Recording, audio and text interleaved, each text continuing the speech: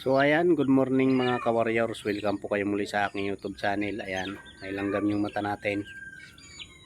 So ayan mga ka-warriors, so i-update ko sa inyo ang mga sisiw talaga na magkakasakit ano. So masasama ang lasa nila ngayon mga ka-warriors. Ayan, so bali ito yung ating pinalaki sa scratch pen na yung anak ng ating Gilmore. Ayan, so ipasisilip ko sa inyo mga ka-warriors kung anong mga lagay nila ngayon mga ka-warriors ano. Ayan, so talaga ang mga sisiw pag tatamaan ano, or sasamaan lasa, talagang sasamaan lasa nila ano. Ayan, para lang din tao mga ka-warriors, ang ating mga alaga. Ayan. So ito mga ka-warriors, bago ko ipakikita sa inyo mga ka-warriors, ayan, so maraming salamat sa panonood ng ating mga video. Ayan, maraming salamat sa pagsuporta. Ayan, so palagi nyo po suportahan sana mga ka-warriors yung ating mga video. Ayan, about sa mga pag-alaga ng mga manok, mga sisiw. Ayan, so kung gusto nyo ang mga gantong video mga ka-warriors, so suportahan nyo naman ang ating channel mga ka-warriors. Ayan, so tara mga ka-warriors, ipakikita ko sa inyo yung itsura ng ating mga sisiw ngayon. Ayan, bali ito sila mga ka-warriors, yung anak ng ating Gilmore na pinalaki natin doon sa may scratch pin doon ano. So bali ano na to, 3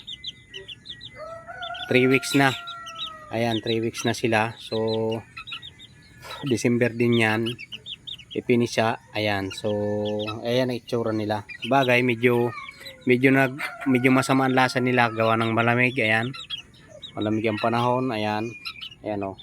So anak ng Gilmore Hatch yan. Tapos dito mga ka-warriors, pakikita ko ito yung mga sisiw natin ngayon no. So tulungan nyo ako mga ka-warriors, so pa-help naman kung anong mabisang gamot sa mga sisiw na nagluluguyin. Ayan mga ka-warriors, so anak naman to ng gold natin. Ayan yung gold bros natin. Ayan, so medyo ang iba ay nalulungkot. Ayan, so inano ko sila, ginamot ko sila ng ambroxetil. So ano naman, gumaling tapos bumalik ulit. Ayan, ayan, medyo malungkot sila. Ito naman ngayon ang ating anak ni Samped mga ka-warriors. So kung napapansin nyo ay natandaan nyo yung doon nating kinuha sa ano, sa may kalamansi na yon, napakaiilap nila ng mga sisiw. Ayan yung ano, ito yung natira na lang. Nandoon pa pagala yung mga babae, dalawa, tapos ito yung isa. Ayan, so nasa ano na to mga ka-warriors, 2 buwan na. Ayan, 2 months mahigit na yan mga ka-warriors. Ayan, so bali dalawa yung puti na lalaki. Ito naman kung natatandaan nyo mga ka-warriors, ayan yung anak ni Misong. Ayan, anak ng kaber, pero ang ama ay Texas mga ka-warriors. Ayan, so yan ang ating mga pasisyo ngayon. Ayan, medyo mga malulungkot sila. Kaya pa-help mga ka-warriors kung anong pinakamabisang gamot para ano sila, matanggal yung sipon nila mga ka-warriors.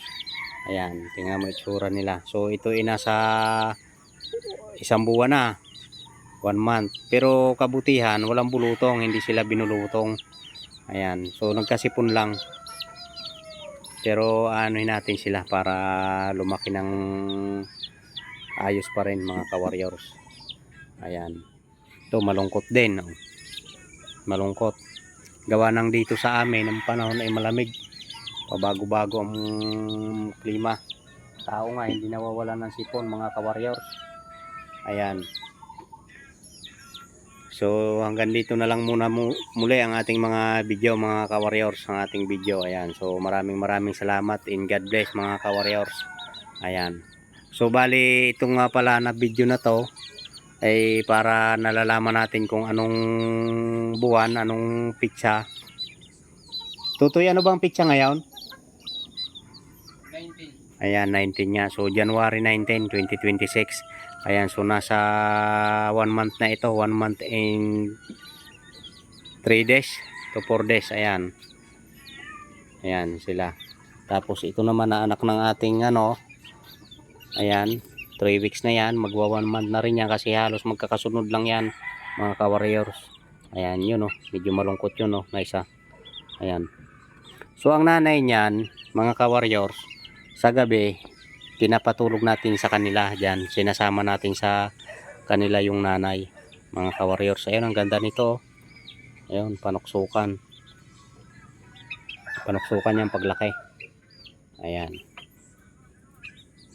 So ayan, maraming salamat mga ka-warrior sa panonood ng ating mga simpleng video. Nawa ay suportahan nyo pa po mga ka-warriors ang ating Warrior TV channel. Ayan. God bless.